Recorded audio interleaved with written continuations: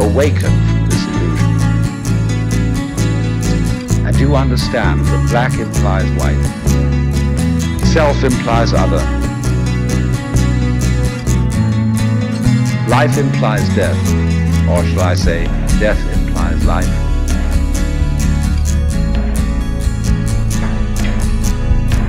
You can feel yourself not as a stranger in the world, not as something here on probation, not as something that has arrived here by fluke, but you can begin to feel your own existence as absolutely fundamental.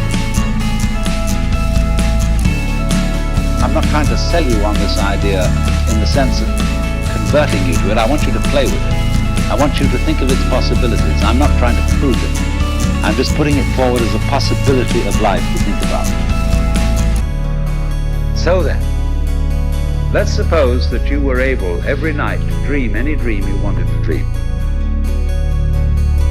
And that you could, for example, have the power within one night to dream 75 years of time, or any length of time you wanted to have.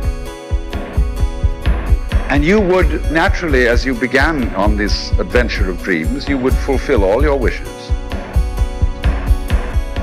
You would have every kind of pleasure you see. And after several nights of 75 years of total pleasure each, you would say, well, that was pretty great. But now let's have a surprise. Let's have a dream which isn't under control. Well, something is going to happen to me that I don't know what it's going to be. And you would dig that and come out of that and say, wow, that was a close shave, wasn't it? Then you would get more and more adventurous, and you would make further and further out gambles as to what you would dream. And finally, you would dream where you are now.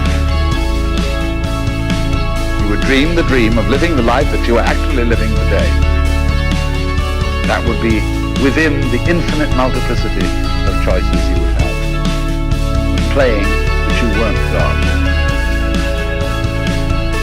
Because the whole nature of the Godhead, according to this idea, is to play that he's not. So in this idea then, everybody is fundamentally the ultimate reality. Not God in a politically kingly sense, but God in the sense of being the self, the deep down basic whatever there is. And you're all that, only you're pretending you're not.